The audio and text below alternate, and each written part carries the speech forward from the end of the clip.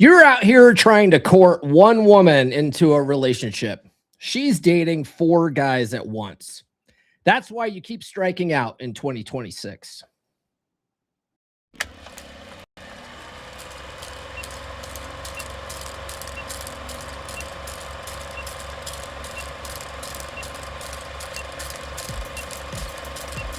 We're going live, baby. We'll do it live. You're listening to the premier podcast for men who want to not only be better with women, but want to be better men in general. This is the Come On Man podcast. And here's your host, Paul Bauer. Paul Bauer. Paul Bauer. Paul Bauer. Paul Bauer. Paul Bauer. Paul Bauer. He is a certified master life coach and NLP practitioner. It's true. It's damn true. Happy hump day, guys. Hopefully we can get some of you out here humping a little bit more today. If you are new to the channel, my name is Paul Bauer. I help men level up and get better with women. And the funny thing about doing that is it tends to make us better men in all areas of our lives. Now, if you're a good man who does everything right, you open her door, you plan the whole thing, you treat her well, and you're still hearing absolutely not or getting ghosted after one great date, the problem was never your manners. The problem is you're still courting one woman at a time in a world where she's dating 4 guys at once to weigh her options. Today, I'm breaking down why the old one at a time playbook stopped working, how women actually date in 2026, and exactly what to do instead so you quit striking out and start having women competing for your time. By the end of this, you'll know how to keep everything that makes you a gentleman and drop the one thing that's been sinking you. So do yourself a favor and stick with me the whole way through, because the piece most guys get wrong doesn't come until later in the show. Today's episode was inspired by a relatively new Wolfpack member who I just found out is actually younger than me. He's actually younger than me. My apologize for calling you an older guy on Monday. Anyway, he doesn't have a problem getting laid at all, right? But when it comes to finding a relationship candidate, he's a self-proclaimed old schooler, and I think that's part of the issue. So that's what we're going to talk about today, throwing out the old school playbook and talking about what works in 2026, right? Women call it dating. Men call it spinning plates, right? So yeah, he's one of those guys that I mentioned on Monday when I was sort of teasing this episode that he could trip over an old shoe and fall into some segs with chicks, right? That's not his issue at all. It's just that he lets his heart get too involved too soon. You know what I mean? So, but yeah, women call it dating. We call it spinning plates, right? So women, if you have to understand this, women, this is just how they naturally operate, right? And they've been doing this since the beginning of time. They've had suitors, right? They have suitors that come calling on a lady, right? And she, in her hypergamous instinct is to choose the best option out of her available pool of available men, right? That's hypergamy. She doesn't like women walk into a party and men walk into a party totally differently. A man walks into a party and he wants to bang every attractive chick there. And he'll settle for banging the less attractive chicks if none of the hot chicks are available, right? Men's attraction scale isn't like a scale of 1 to 10. It's binary, would or wouldn't. That's men. But women don't do that. A woman will walk into the party. She doesn't want to bang every attractive guy in the party. Typically, she wants the guy with the most status, the best guy at the party. That's what women want, right? That's their hypergamous instinct. And that's why men and women are fundamentally different when it comes to our sexual strategies. Okay. So this is how women naturally date now. And we're in an era of open hypergamy. Feminism has given us open hypergamy where it's more socially acceptable for women to date multiple guys and hook up with multiple guys, and that's just how things are, and that's okay, right? And I'm not I'm not crapping on that. It actually works to men's advantage if you let it. If you let it. But most guys aren't doing that. Most guys are sniper dating. They see one girl, they go all in on the one girl, and that gives them blinders, and they don't see the better options that are all around them, and they go all in on this one, and then they're struggling because like maybe this one's giving them mixed messages and all this kind of stuff. And it's like, no, like women don't give mixed messages when you stop listening what they say and you just pay attention to what they do. Okay, then everything becomes clear. They're either into you or they're not. It's not that complicated once you just look at their actions. You know what I mean? So, the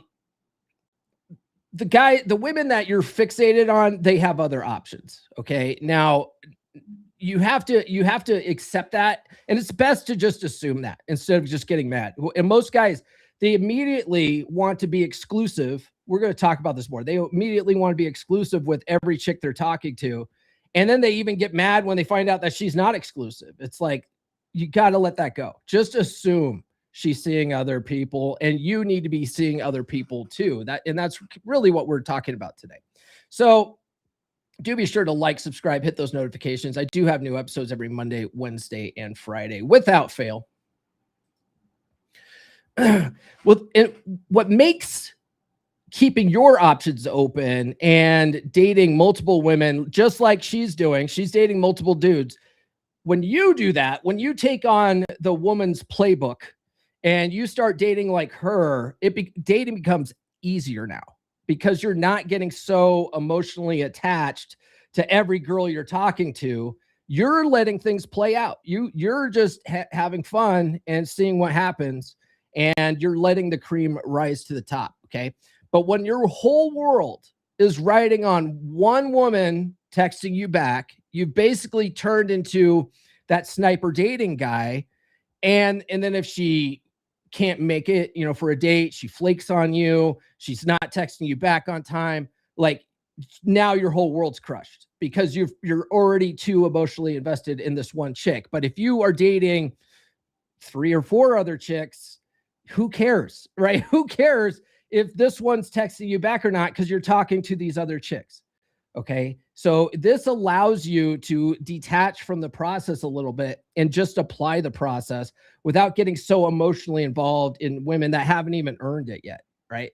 If you haven't been dating a chick for multiple months, she hasn't earned your emotional investment yet. Okay.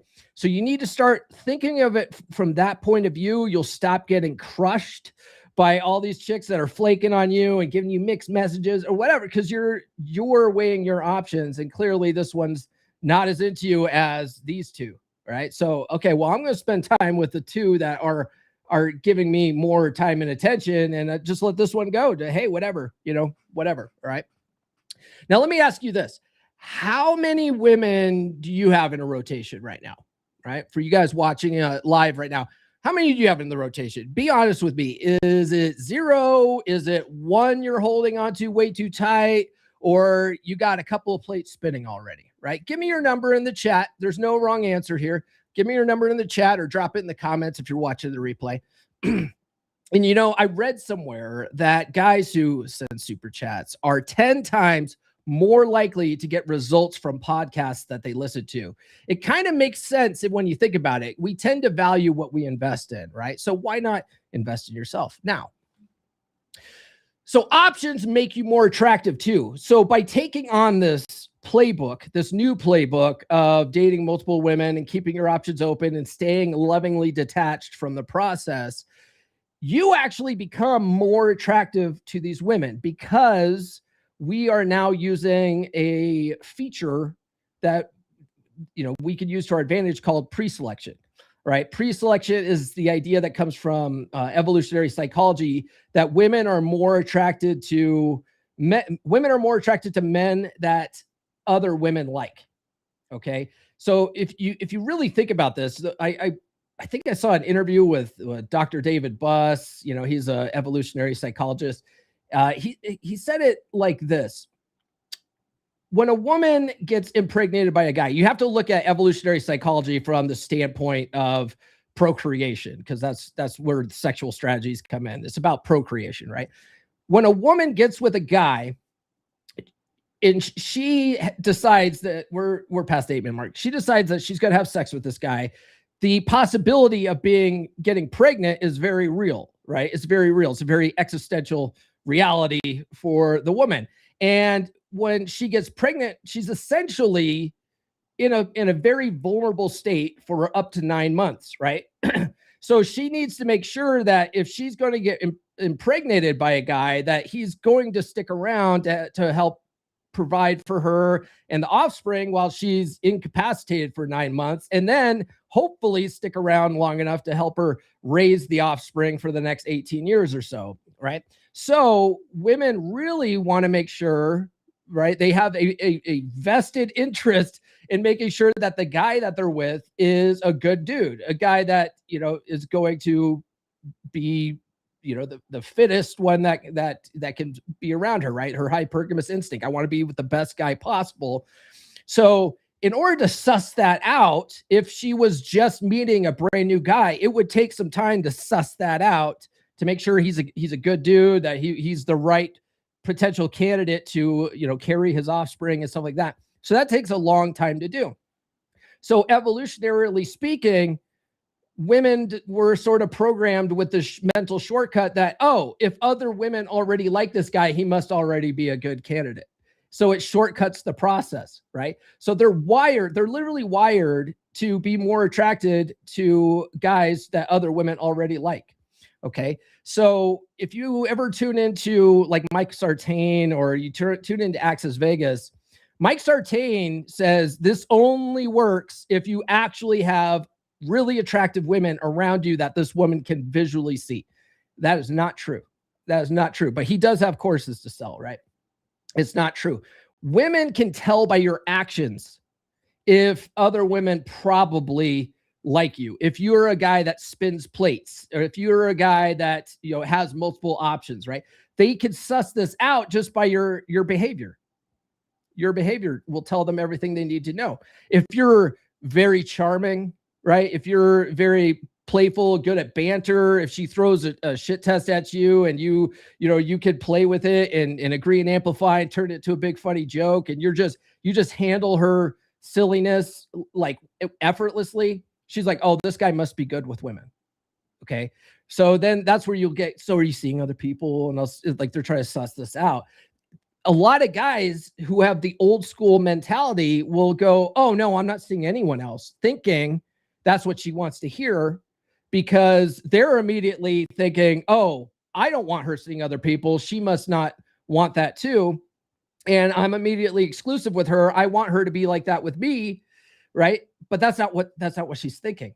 You might as well, if you say, no, I'm not seeing other people, you might as well say, yeah, I'm not very good with women. I don't get laid. Right. I don't get any pussy. You might as well just say that. Okay. So you don't want to say stuff like that. You playfully say stuff like, well, I always have room for one more. Right. That could mean you are seeing other people. It could mean you're not seeing anyone. It could mean you're seeing 1,000 people. It's ambiguous, but it's vague enough that allows her to fill in the blanks. This is where women will naturally go, oh yeah, he's probably seeing other people. Right. But you might think, oh, that's going to be a net negative. She's going to have a problem with that. No, at a subconscious level, she's going to be more into you, right? This also engages her competition anxiety, where she wants to win. She wants to win. She wants you to pick her out of your choice of options. This is a very powerful tool in your toolbox.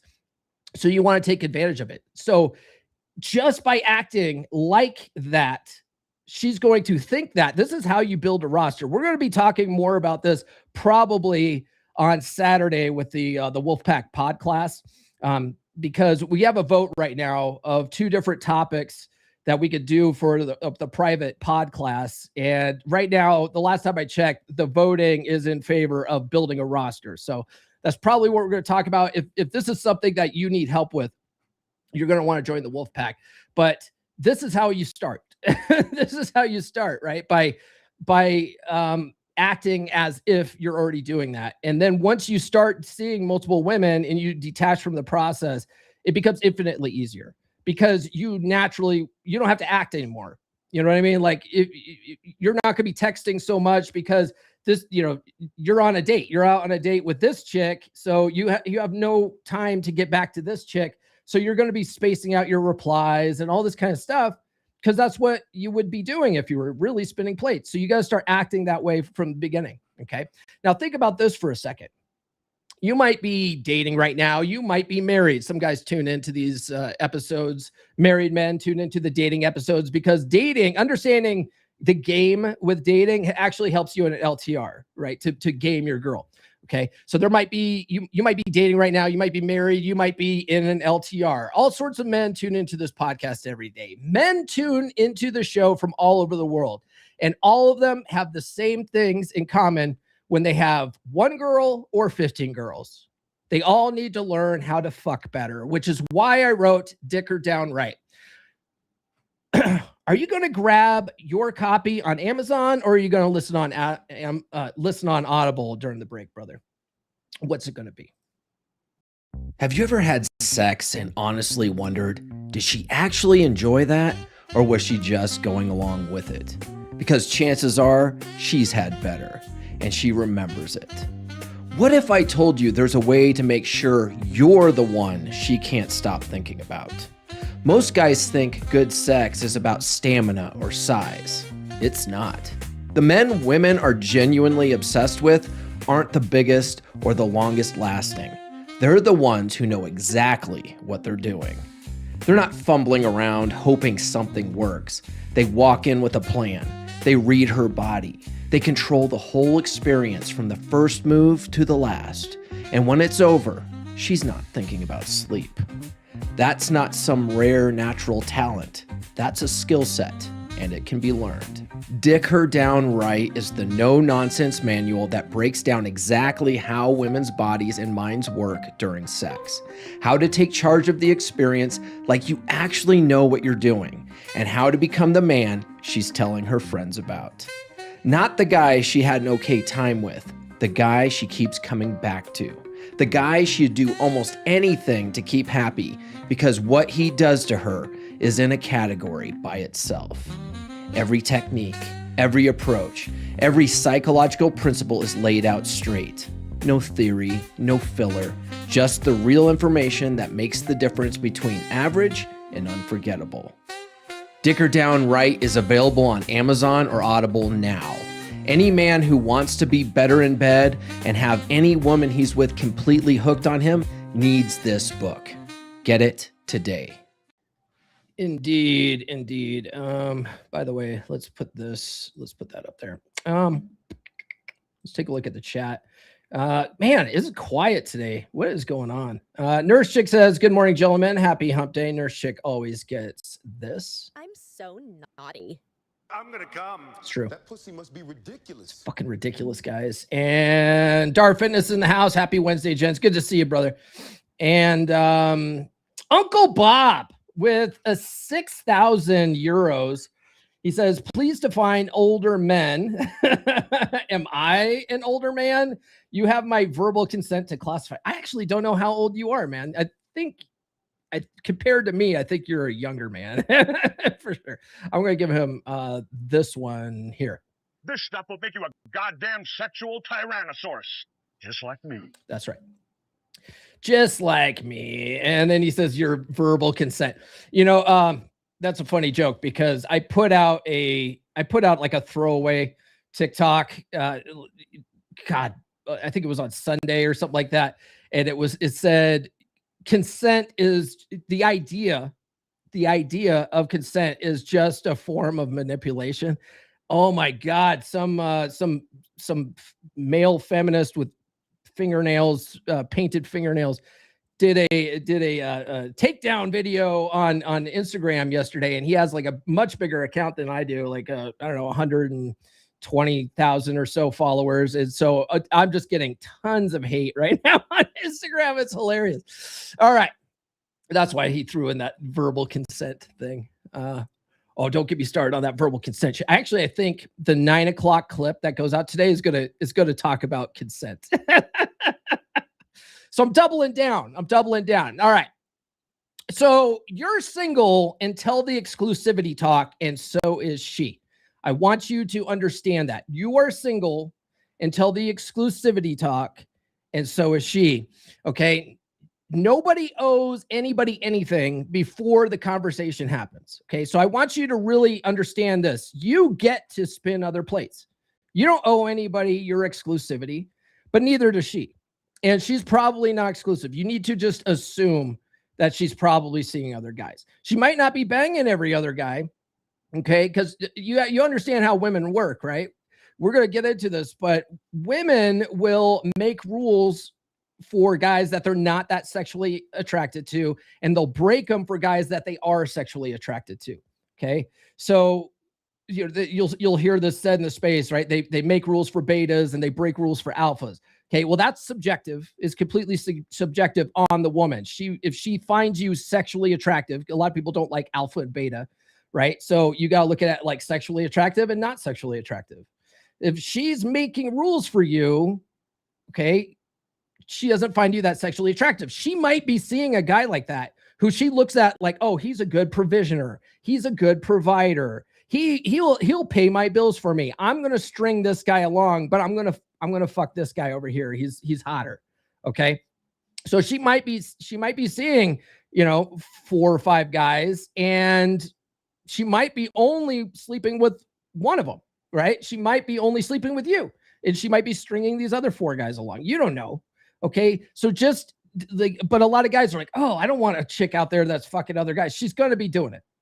Okay. So you need to either go MGTOW and black pill and just, go get yourself a sex doll, because, these women aren't going to be sexually exclusive with you. So you need to just go, you know what? Fuck it. I'm going to get mine. I'm going to get mine because someone's going to be fucking her. Might as well be you. Okay. AI's going to clip that.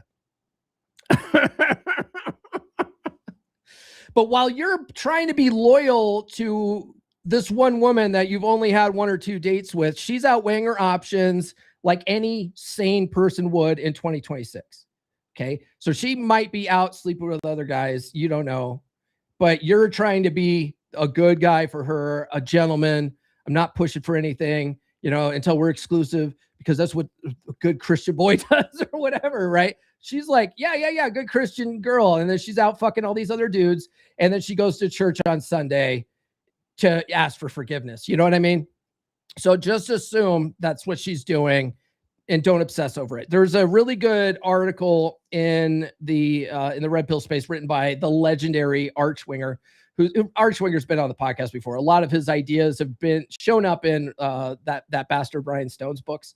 Right. And then, and Archwinger, I think, just released a book himself recently. It's not a red pill, like dating type book. I think it's a novel. I think it's a fiction book that he just put out, but he's genius in space. One of the articles he said is assume she's a sleut, but don't obsess about it.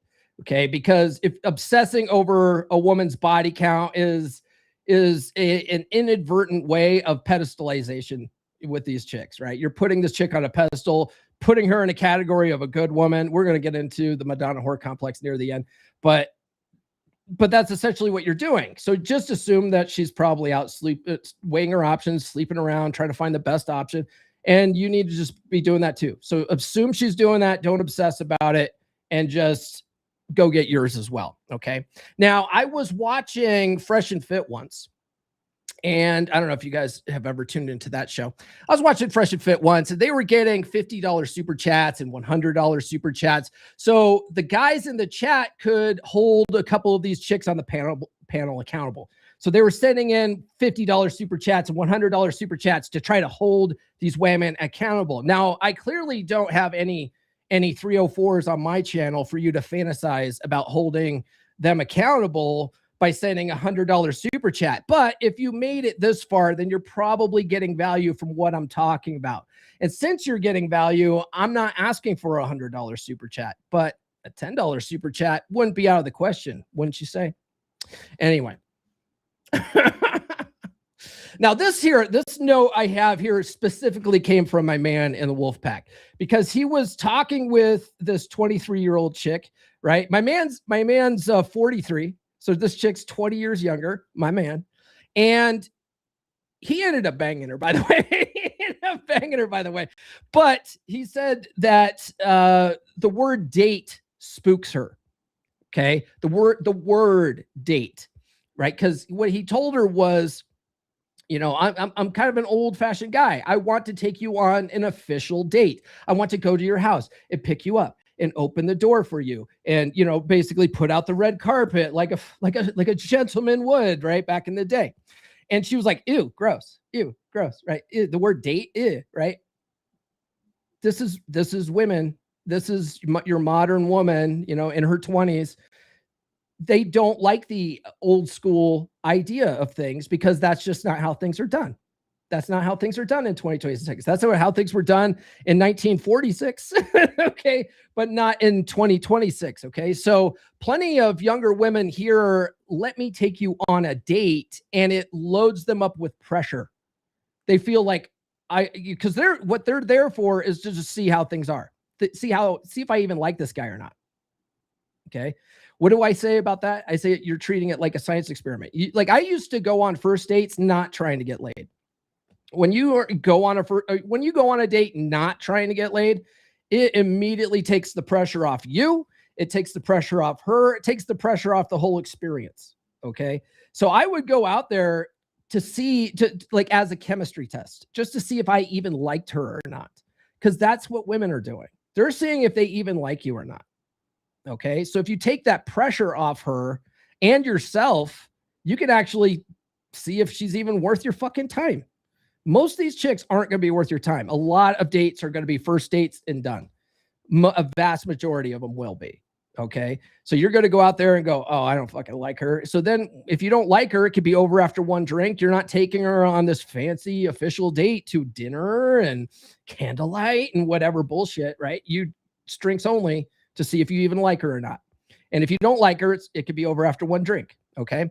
Or it could be ice cream, right? Like we're, Brother Woody in Wolfpack. He likes to take these chicks on ice cream dates.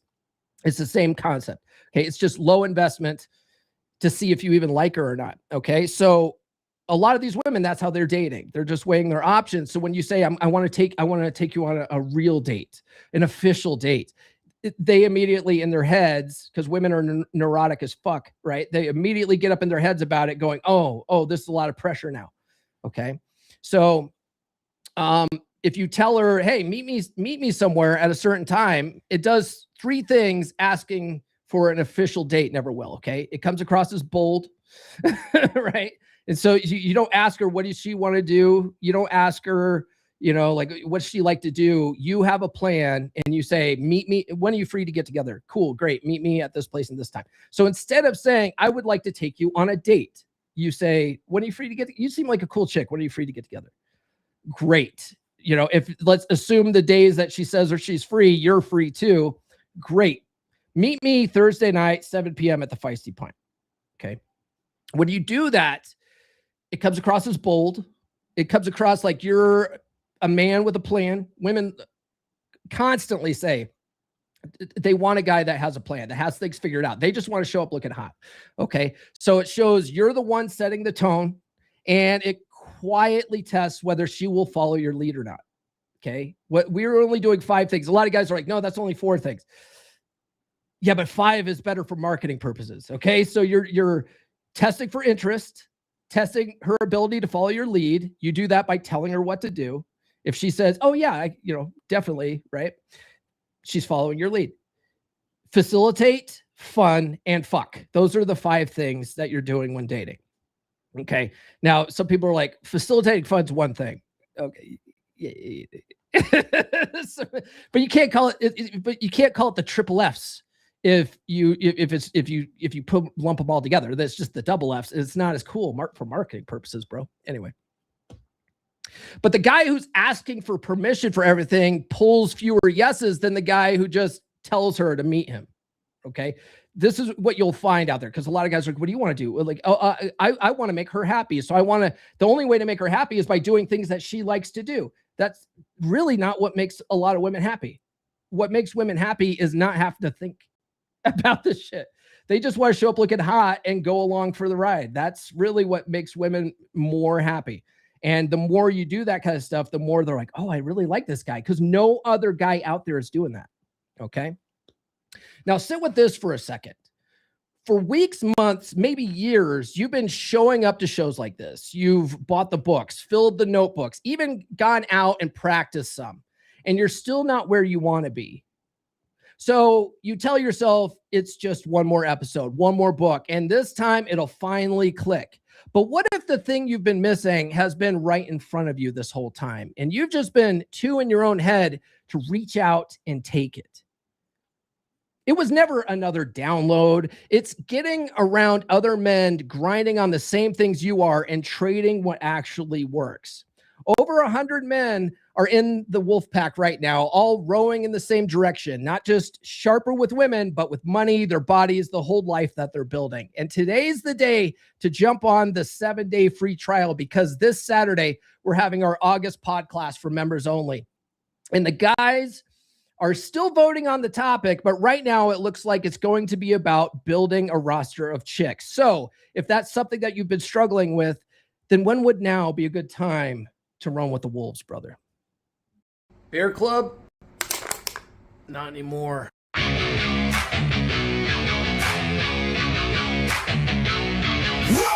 pack, you fix what's broken.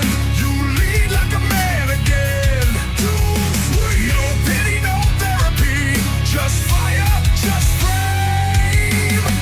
Cold bed, broken home. Midlife drift, feeling alone. You don't need hacks, blogs, lies. You need men with fire in their eyes. We rebuild from the ground up. No excuses, no soft stuff. Telegram lit, 24/7. Brothers locked in, steel, not heaven. Step inside the pack. We don't fall, we attack. Truth, fire, presence, we bring it back. Masculine pride, no time to slack. Step inside the pack. Drop your past, claim your track. No therapy talk, no playing small. We sharpen blades, we take it all.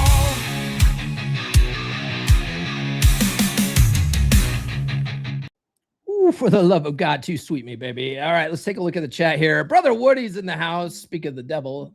He says, what's up, big dog? Just catching up on the war raging in your comment section. Looks like some people need a hug. Anyways, get tuned into the pod class this Saturday. We're going to have some fun delving into the dark arts.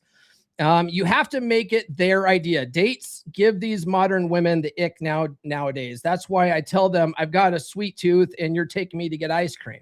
Yes. And he goes, a lot of this has to do with unregulated anxiety from all the content that gets pushed nowadays. Men's only fear is getting used for a dinner. Women's fear is not coming home from the date. Yeah. Good point. Good point.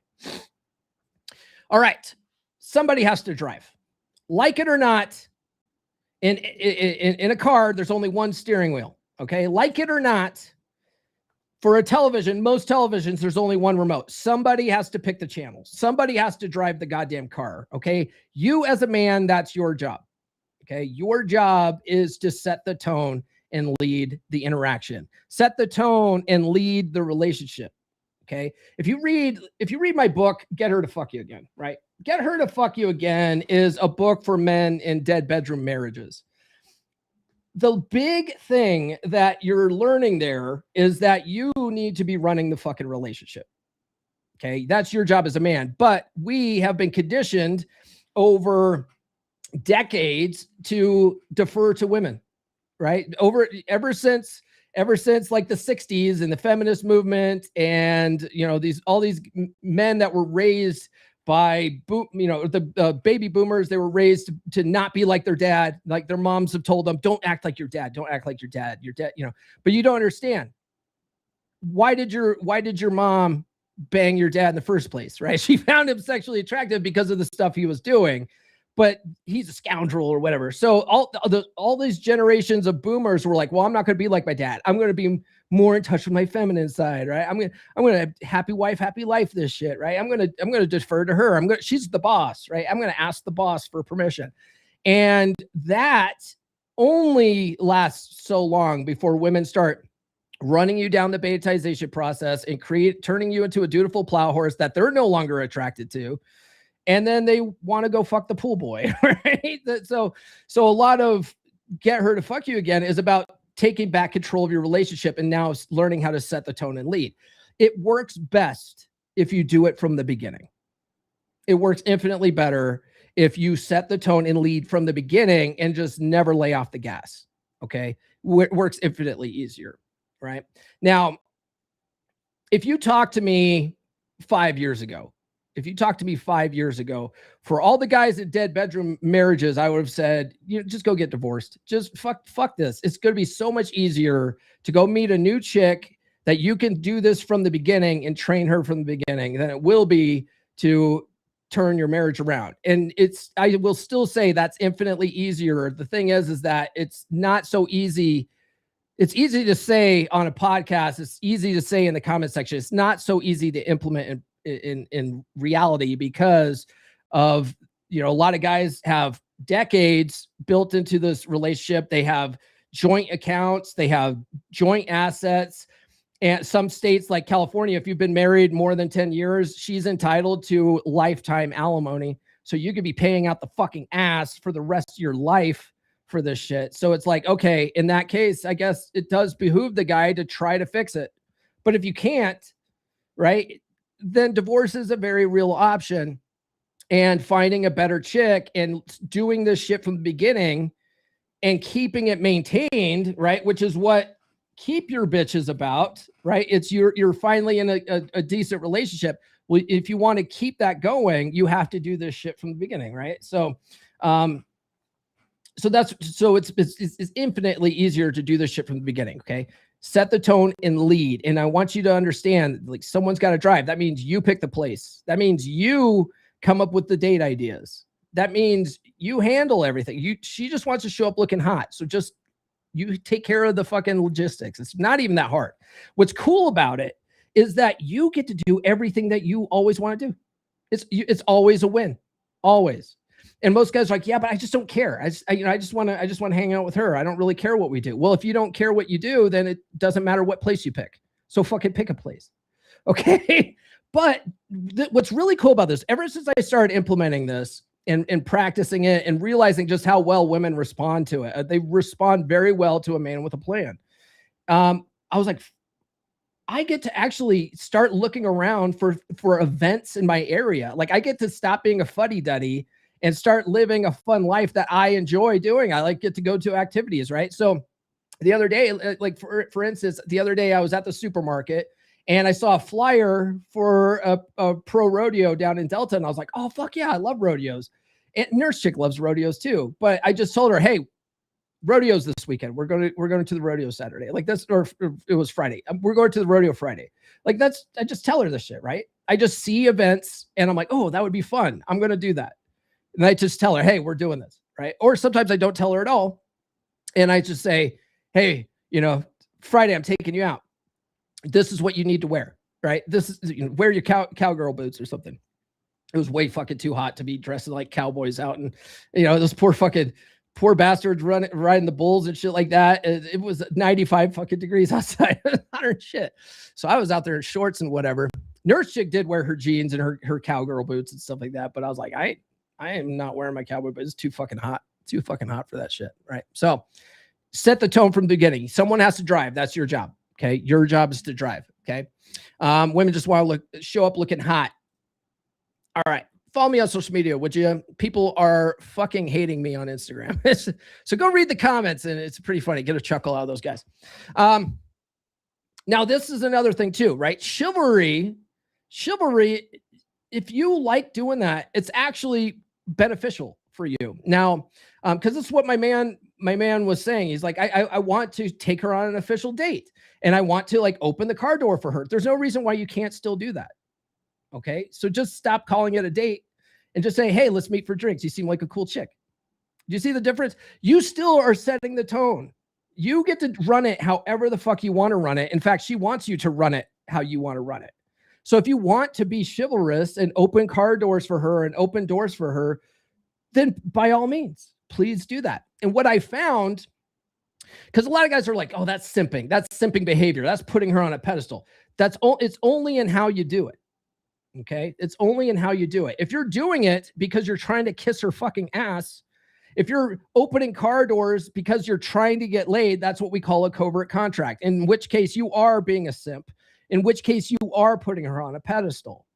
Okay. But if you're doing it because you're like, this is how I treat my women, you are not allowed to open the car door. Right? You are trapped until I come around and open the car door for you.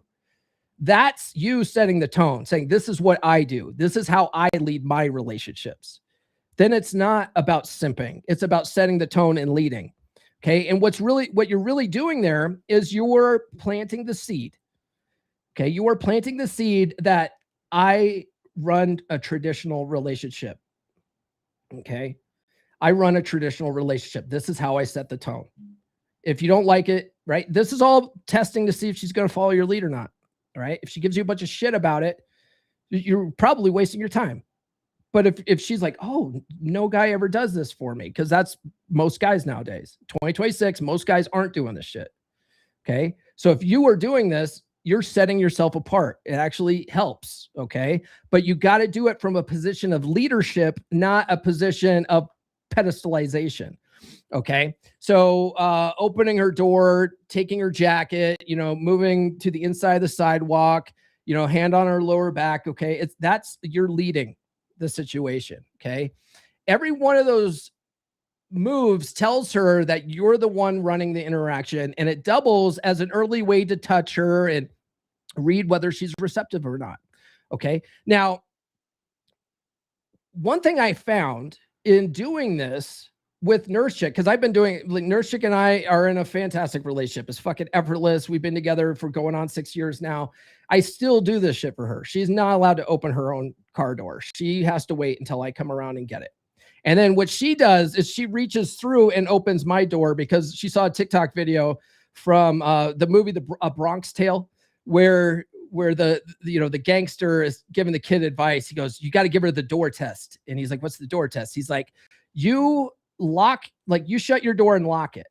And if you go and open her door for her, if she doesn't reach over and unlock the door for you, she's not for you. She's not a good chick. Okay. So that's a little way of testing her, right? You could do that. I wasn't expecting that from Nurse Chick, but she saw that video, and now I don't lock my door. So she reaches over and opens it from the inside for me.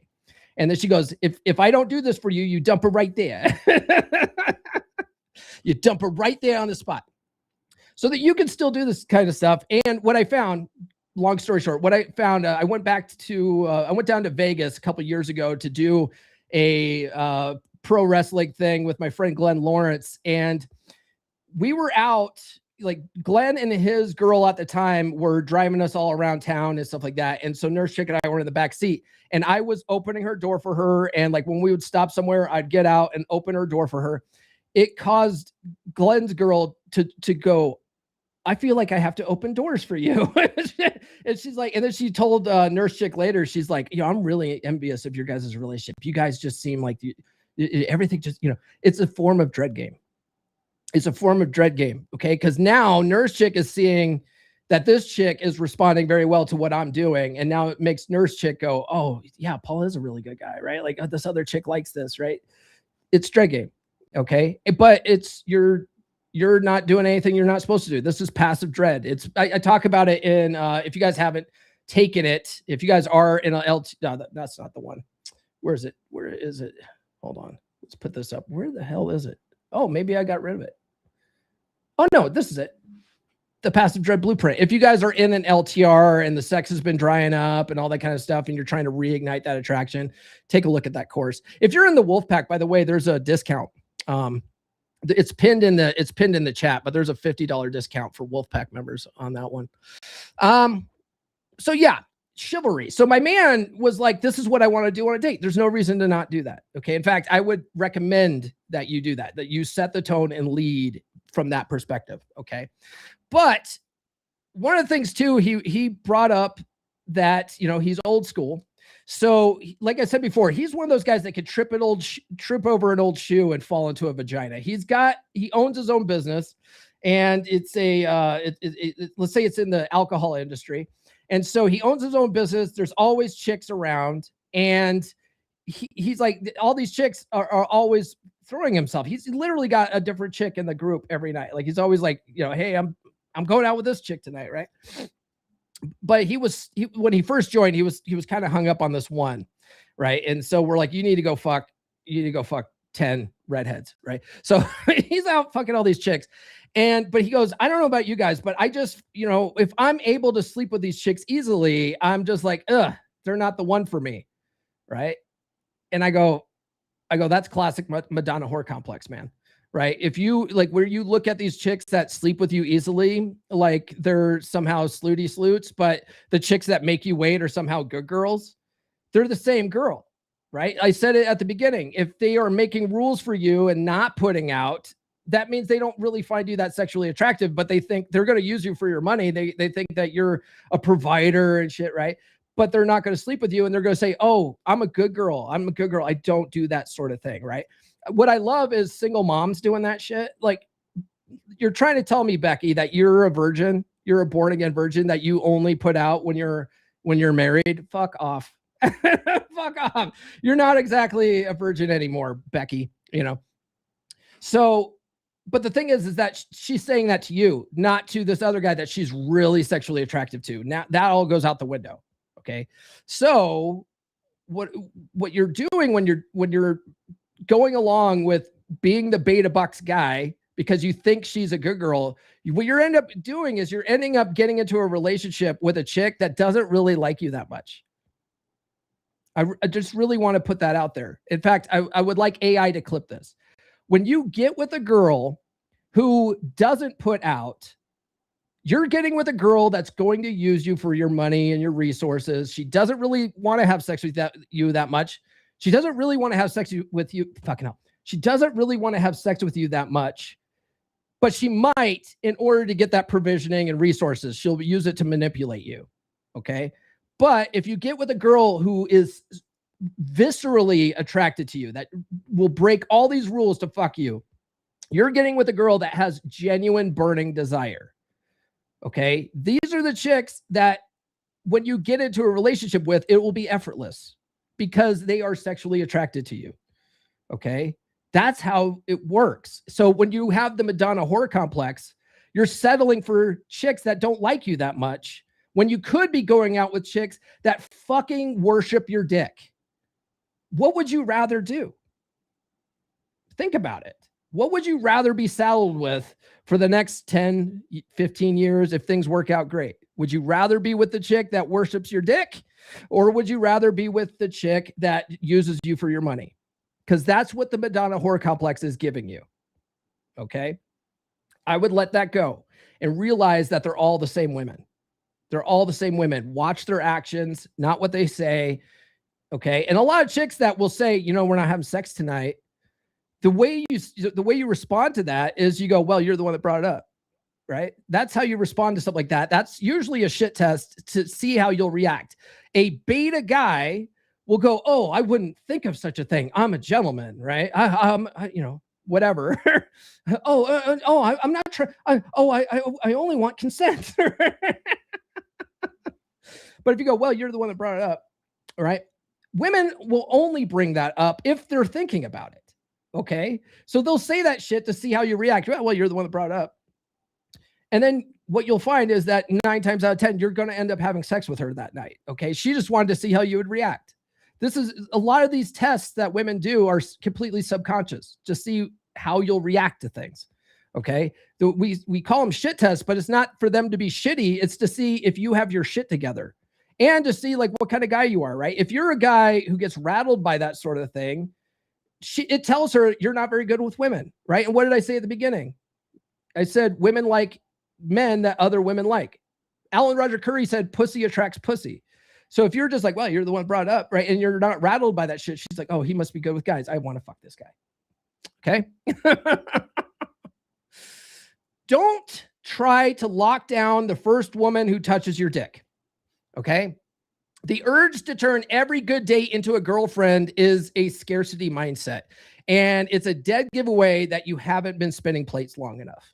Okay. And before anyone earns exclusive access to you, she has to match the qualities that you actually write down. One of the things that I recommend all guys do if their intention is to get into an LTR, a long-term relationship of some kind, is to create a contenders list.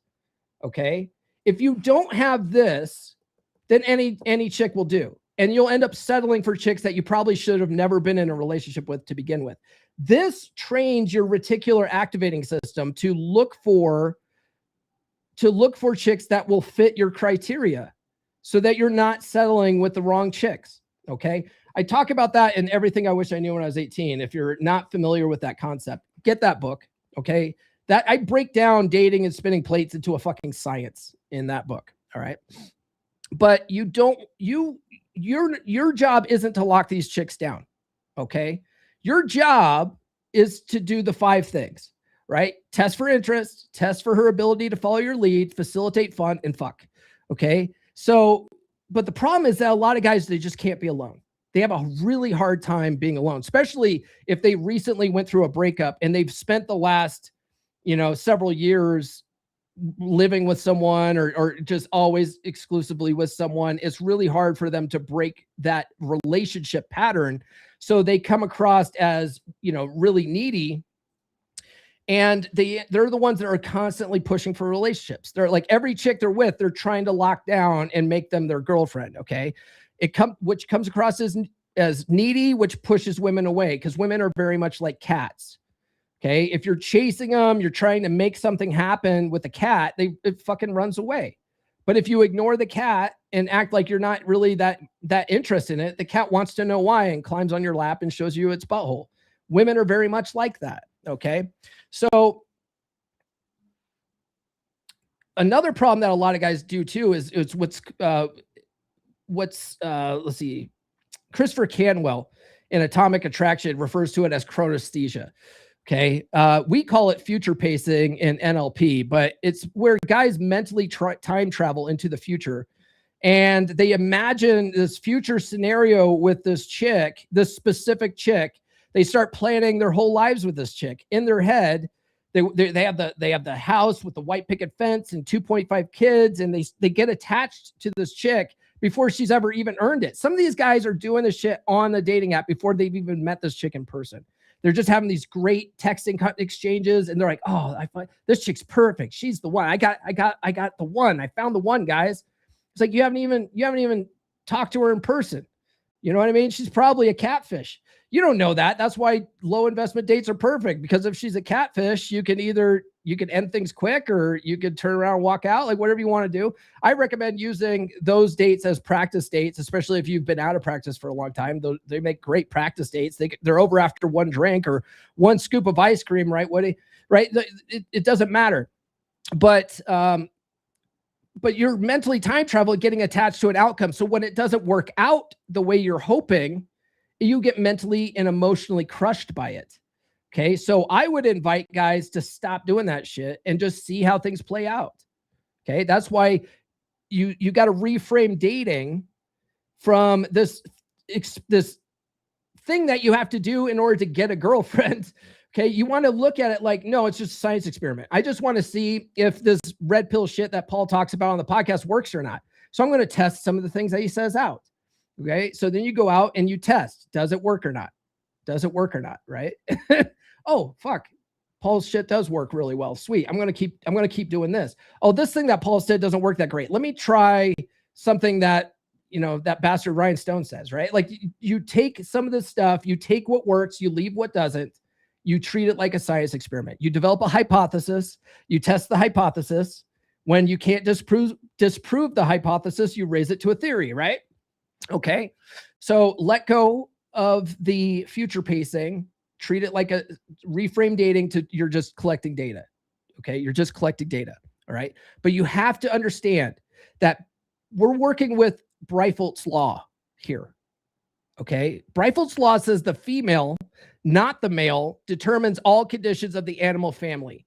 Where the female can derive no benefit from association with the male, no association takes place, which means that relationships are her job, not yours. It's her job to lock you down because she finds value in you, whatever it is. It behooves you, if you don't want to end up in a dead bedroom situation, for her to value that dick instead of your wallet. Okay. So you want her to lock you down for that dick, not your wallet. And if you can use this to your advantage, and you'll find the best women start showing up, because they will start putting in effort. They will start doing all sorts of stuff to get your time and attention, right? You'll find the right ones. The ones that don't really like you that much, they're the ones that you're going to be chasing. The ones that like you are going to be chasing you. Okay. But you have to use this shit to your advantage in order for that to happen. And if you get the chicks that are chasing you, they're much better chicks because they have genuine desire. They really want to be with you. They don't want to just use you for your shit, right? So treat every date like a chemistry test, or like a science experiment where you're just collecting data, and the neediness will eventually just completely disappear, along with most of the suffering that you're experiencing with these women. It'll all just disappear, and you'll start actually having fun with the process. Okay. Which is the goal. Dating's supposed to be fun. It's not supposed to be a lot of work. Okay. All right. Let's take a look at the comments, and then we'll go ahead and wrap up here. Phil says, am I late? Yes. Yes. You were, in fact, almost 35 minutes late, sir. Woody says, if I could have kept my marriage intact, I would have, but it was too far gone. I enjoy getting treated like a king now and being hypergamous. But you're not being hypergamous. But it's a lot of work, right? See, men and women, men are not hypergamous. Women are hypergamous. Men are polygamous by nature, which means we want unlimited access to unlimited pussy from unlimited variety. Okay. Women are looking to consolidate on their best possible option. Okay. So when you're dating like that, you're essentially dating like a woman when you're looking for a best possible option. And Rollo says it too. For one sex's sexual strategy to win, the other one must be compromised or abandoned. Okay. So that means that a lot of men in modern era, because we want to be in an LTR, you're essentially going to be compromising your own natural sexual strategy in order to get into a relationship. Okay. But that's not your natural instinct. It's not to say that being in an LTR is a bad thing, right? But it's just, you just have to understand, it's just, men are not hypergamous. I guess that's where I was going with that. Paul, you remember the religious hoe that tried to do that, and I used her to get over my nice... Yes, you have used a lot of women nowadays. Oh, God. Okay, $5,000 super chat. Brother Mike Steele says, I do both, guys. I open the door and smack her on the glutes. Yes, as you should. As you should. As I do to Nurse Chick, too. And I'm going to give him this one. Respect the cock and tame the cunt. That's what we do on this channel. That's right. And then Brother Woody says, the bowling alley and baptism story is a good example of burning desire. Saturday sin, Sunday baptism, Sunday afternoon, more sin. Yes. Praise Jesus. All right, guys, tune into the podcast on Friday. It is Frame Friday, and we are on chapter 3 in my Kybalion Revisited series. This goes over the law of vibration, quantum field theory, and the map of consciousness. Should be very insightful. And like I've said before, you don't have to believe in the woo-woo. You just have to follow the instructions, and you will get results. There's no way you can't. It's universal law. Okay, so tune into that on Friday. That's all we got. Do be sure to like, subscribe, hit those notifications. I do have new episodes every Monday, Wednesday, and Friday. We'll see you next time. This has been the Come On Man podcast. Now, go out and get it.